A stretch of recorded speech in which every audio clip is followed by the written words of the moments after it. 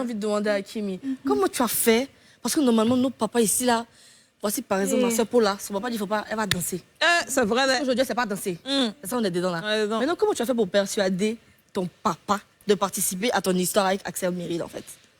Parce que vraiment... Il y a une histoire. Oui, on a vu ça, on a suivi ça. Général, est-ce que nous sommes au courant de ça? Est-ce qu'il y a une histoire? Bon, on est tombé dedans.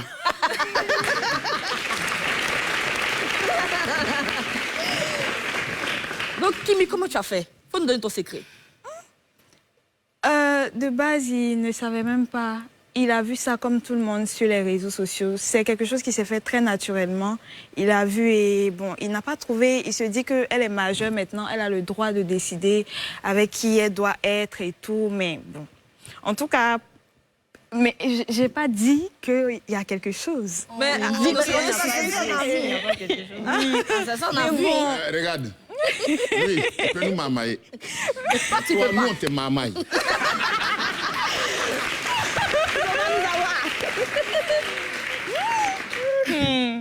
Donc ça s'est fait naturellement. Oui, très naturellement. Métis, toi, je sais que t'es pas... Mais pourquoi je pense que tu as peur? Tu as peur de la question que je vais te poser? Pourquoi? Non, j'ai pas. Il n'y a rien ici. Ah ok, non, il n'y a rien. En fait, je sais que Kimi est très à fond sur les réseaux, contrairement à toi, qui est plus ou moins discrète, on ne te voit pas souvent, ou que les rares fois que tu fais des apparitions, c'est dans les vidéos de tes sœurs, enfin de ta sœur. Pourquoi est-ce que toi, tu as décidé d'être un peu en retrait, contrairement au reste de ta famille? Bon, je sais pas. Pour ceux qui me connaissent, ils savent que j'aime ce genre de choses-là. J'aime me faire voir un peu. Mais je sais pas pourquoi. Maintenant, là, c'est... Mais pas sur les réseaux, peut-être? Même pas que sur les réseaux. Pas que sur les réseaux. J'aime pas. En fait, tu n'aimes pas te faire voir, tu es discrète, en fait. Je préfère rester dans mon coin. Dans ton coin.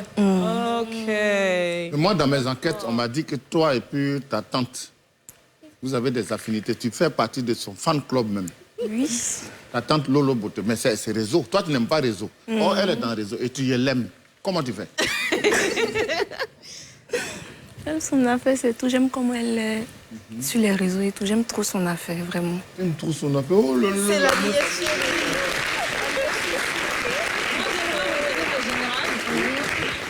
J'aimerais revenir au général. Il y a beaucoup d'idées reçues concernant le général. À tort ou à raison, on te taxe de plusieurs choses. Faux pasteur, ceci, cela, les gens parlent. Mais s'il y a une chose sur laquelle tout le monde est d'accord, c'est que tu es un très bon papa. Parce qu'on voit l'éducation de tes filles, on voit comment elles sont respectueuses sur les réseaux. Comment est-ce que tu as réussi à te détacher du personnage, en griffe, que tu as sur les réseaux, de ton rôle de père? Je pense que moi, je me dis, je suis l'employé de mes enfants. Ah, c'est fort, ça. Ça, c'est très fort. Hein. Ouais. Ça t'applaudit. C'est le premier mental que j'ai. J'estime que lorsque tu mets des enfants au monde, tu es déjà mort. C'est-à-dire que tu n'as plus de vie. Tu ne vis que pour les enfants. Et comme ils m'ont déjà vu dans l'exercice même de ma fonction de pasteur, ils savent que quand le micro est dans ma main, je ne suis plus la même personne. Mais une fois qu'on rentre à la maison, c'est le père qui peut être dur, qui peut être aussi doux, qui peut être compréhensible. Et puis à partir du moment où il ne reste que moi seul, j'estime que je suis à 200% pour elle.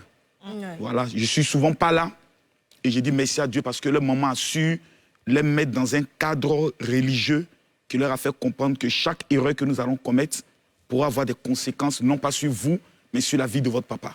C'est-à-dire on ne dira jamais qui m'a fait quelque chose, on dira la fille du général. Donc je dis merci à Dieu, je n'ai jamais vu une vidéo où mes filles sont dans des positions bizarres. Elles ont leur vie à elles. À partir de l'âge de 17 ans, je pense, je ne fouille plus dans votre téléphone. Il fouille. Il fouillait. Il fouillait. Ah, ok. Mais ça, c'est rien. On veut supprimer ça vite, vite. Ça, c'est rien, ça. Non, mais je peux penser en surprise.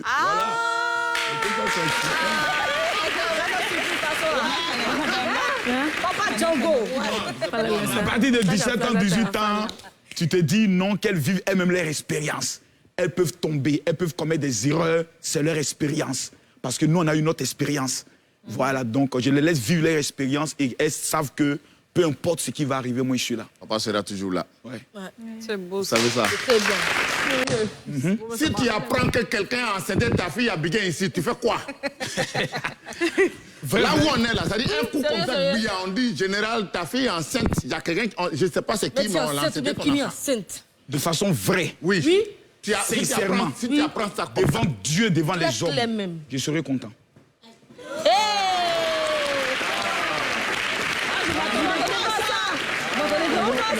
vous n'attendez pas à ça.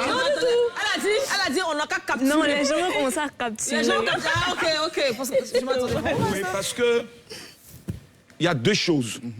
Quand un enfant commet une erreur, que l'enfant te cache, l'enfant peut perdre sa vie. Ça, c'est clair.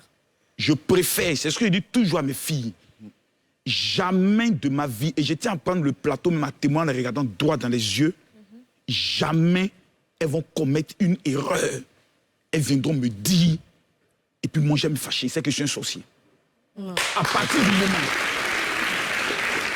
du moment où elles ont eu le courage de venir me dire, mon rôle est de les protéger.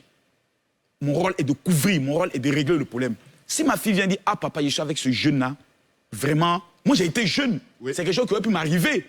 Ah, je suis enceinte. J'ai dit à ma fille, quelle est ta décision? Ce que tu décides là, c'est dans ça, moi je suis avec toi. Tu pêches, je pêche avec toi. Tu dis, tu te, je suis avec toi. Ça, c'est mes principes. Ça fait en sorte que l'enfant a confiance en elle. Elle se dit, peu importe, mon papa ne va pas me trahir. Parce que vaut mieux être ainsi que ton enfant aille prendre conseil auprès de quelqu'un d'autre. Ouais. Je vais vous rendre un petit témoignage. Ma fille mettait un problème de vente. C'est-à-dire qu'elle a les menstrues, elle a des menstrues très dures. Et puis, je lui ai demandé conseil à sa camarade. Non, elle dit, non, il faut prendre tel comprimé là, ça peut t'aider. Pour ses menstrues. Mais il a failli perdre ma fille. Ah ouais. Ah oui. Sur le conseil d'une camarade. Une camarade. Donc, Une depuis camarade. une camarade. Donc, j'ai compris que mes enfants doivent tout me dire, que ce soit bien ou échec, qu'ils viennent me dire. Elles doivent avoir le courage de venir Courage te de me dire. Je vais rien faire même. Je suis il a fait quoi? Donc, j'ai enlevé cette crainte et cette peur dans la vie de mes enfants. Voilà. Donc, je me suis mis dans une position où c'est eux qui me commandent. Donc, ça fait en sorte que lorsqu'un quelque peut venir te parler, mais ils savent les limites. Ça, c'est clair. Voilà, parce que la seule limite, c'est le manque de respect. Elles connaissent.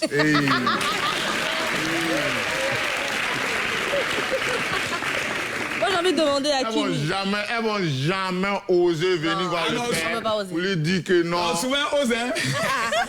Mais il y a limite dedans. À la limite, ça C'est-à-dire dépend. qu'il y a son- Quand ils regardent dans mes yeux, elles savent que quand il est bon, elles savent que les esprits d'Abobo ne doivent pas revenir. Mais actuellement, ils sont partis. Elles sont grandes maintenant, donc il y a des choses. À partir de 18 ans, c'est leur vie. J'ai le droit de les accompagner. Non, mes bébés, vous voyez, si tu fais comme ça, peut-être ça peut aller. C'est dit non, je n'insiste plus. Ok.